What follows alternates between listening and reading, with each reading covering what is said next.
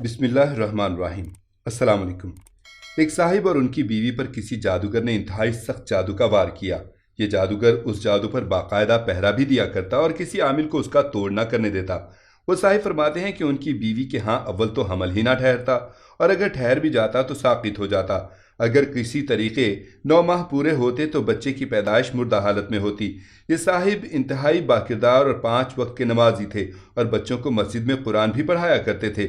बहुत इलाज करवाए, बड़े से बड़ा आमिल बुलवाया और इलाज करवाया और एड़ी चोटी का जोर लगा दिया, मगर नतीजा सिफर निकलता। एक दिन एक इंतहाई दरवेश बाअमल आलिम और आमिल के पास जाना हुआ।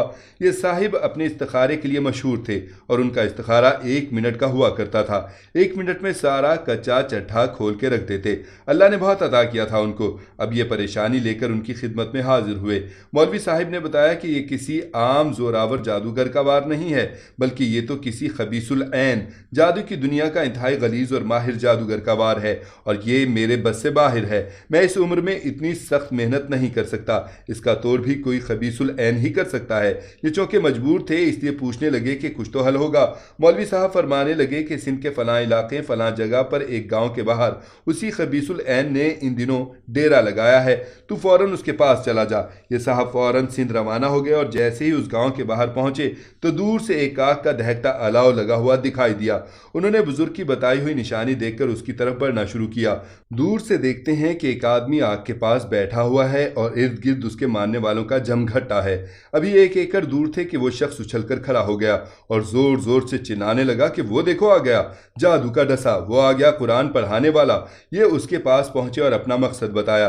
अब खबीसुल ऐन खुशी से पागलों की तरह नाचने लगा और बोला, जाओ फलां के पास, जाओ फलां के पास, ये गिरह जो लगी है खुलवाओ अपने मौलवियों से। गर्ज उसने मौलवी साहबान के साथ साथ उन साहिब को भी बुरा भला कहा और बड़े बड़े खुदाई के दावे भी किए और जादू तोड़ने से इनकार कर दिया।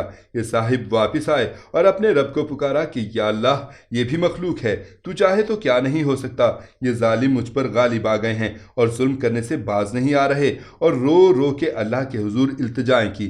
दफातन दिल में अलका हुआ कि जादू का तोड़ तो आका सल्लल्लाहु अलैहि वसल्लम ने माजुतैन से किया था, और जादू भी इंतहाई सख्त बल्कि आखिरी दर्जे का था।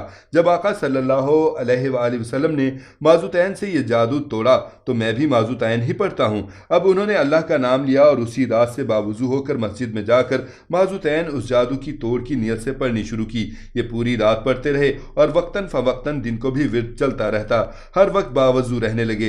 गालिबन छठे दिन रात को ऊँघ आ गई और अचानक खून की पूरी बाल्टी उनके ऊपर जैसे किसी ने गिरा दी हो। ये बहुत परेशान हुए, उठे, मस्जिद के साथ ही कुआं था, वहां नहाए धोए और कपड़े भी पाक किए, मस्जिद धोई। अब सोचा बीवी की भी खबर लूं।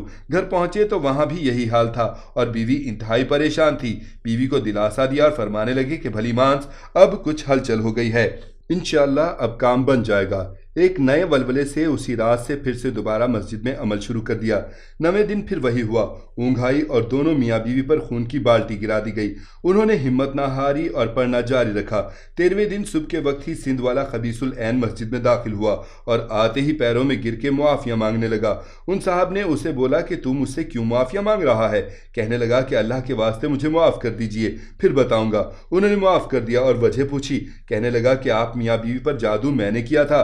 जब आप मस्जिद में अमल करने बैठे तो मैं भी आपके मुकाबले पर बैठ गया और रोजाना मेरा किया हुआ जादू मुझ पर ही उल्टा चलने लगा और मेरे मौक्कल मेरे दुश्मन हो गए। ये साहिब फरमाने लगे कि अगर ये बात तूने मुझे पहले बता दी होती तो तुझे मैं कभी माफ ना करता। बहरहाल ये जादूगर माफी मांगकर अपनी जान बचाकर वापस सिंध लौट गया, क्योंकि अगर वो माफी ना मांगता तो जान से हाथ धो बैठता। उन्होंने अल्लाह का शुक्र अदा किया, मगर जादूगर की सुलह का एतबार भी ना किया और 41 दिन मुसलसल अमल करते रहे। इसके बाद अल्लाह ने उनको सेहतमंद नरीना औलाद से नवाजा और 2 से ज़ायद बेटे अता फरमाए और बंदिश हमेशा के लिए टूट गई। जादू का हतमी इलाज। कुरान पाक की आखिरी 2 सूरतें जिन्हें माजुतैन कहा जाता है, जादू के इलाज में मगज़ की हैसियत रखती हैं, यानी सूरह फलक और सूरह वन्नास। इन्हें 11-11 मरतबा सुबह शाम पढ़ना चाहिए और बच्चों पर पढ़कर दम करना चाहिए। ये बेनज़ीर व बेमिसाल अमल है। इन्हीं आयात के पढ़ने से हुजूर अकरम सल्लल्लाहु अलैहि वसल्लम को जादू से शिफा मिली।